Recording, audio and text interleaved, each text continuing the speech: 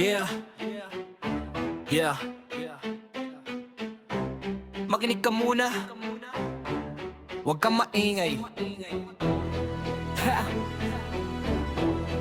Ha! Tara! Yeah, yeah, yeah. Parang aso, tahol ng tahol sa gilid. Tenong pagtiga ng dibdib.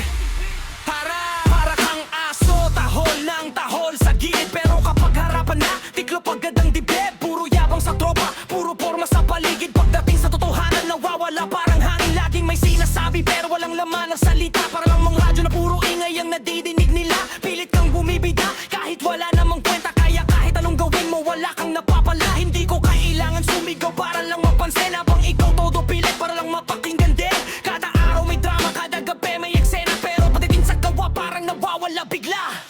Takbo ka ng takbo pero di mo kaya sumabay. Daldal ka ng dal utak mo'y natutulay. Bato ka ng bato pero sarili mo ang tinamaan. Kaya ngayon sa bawat galaw mo ikaw din ang nahuhusgahan. Tahol ng tahol pero kapag lapit na biglang urong.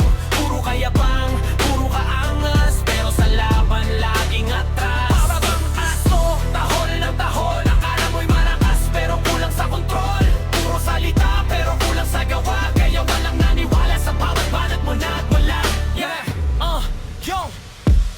Hindi ko kailangan magkunwari para mapansin. Habang ikaw todo pilit para lang mapakinggan din. Lahat ng kwento mo parang script na paulit-ulit. Kaya kahit anong sabihin mo wala nang kumakapit. Multi-rhyme sa linya, dire-diretso ang bitaw. Habang ikaw naliligaw sa bawat takbang at galaw. Hindi ito galit, simpleng pagsasalamin lang na minsan nang maingay ay siya rin walang lamang. Kada salitang binibitaw mo parang usok sa hangin. Sandaling nakikita pero agad ding nawawarin. Abang ako nakatukon sa pagangat at pag-usad. Ikaw paikot-ikot lang sa parehong daan at yugat. Akala mo'y hari pero walang trono sa kahaling na lagi naghahakin ng gulo para lang may pag-usapan. Kada keyboard may komento, kada galaw may puna. Pero kapag ikaw na ang tinanong biglang nawawala. Puro ka papanggap para maskarang suot-suot. Takot sa katotohanan kaya laging liko ang ikot. Di sapat ang maingay kung wala namang laman. Mas mabigat ang gawa kaysa sa yabang na binibitawan mo. Bilis ang bibig mo pero mabagal ang aksyon. Puro ka reaksyon, kulang sa direksyon. Kaya sa bawat eksena na gusto mong pagbidahan, sarili mong anino ang lagi mong nalalaman. Mapitaw ng bitaw pero sablay ang tama.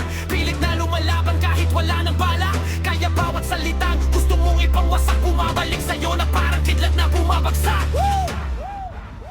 Para kang aso, tahol ng tahol. Pero kapag lapit na biglang urong. Puro kayabang, puro kaangas, pero sa laban laging atras. Para kang aso, tahol ng tahol. Pero ang ingay mo'y wala ng kontrol. Mas mabuti pang kumilos kaysa puro salita. Dahil ang tunay na lakas ay nasa gawa.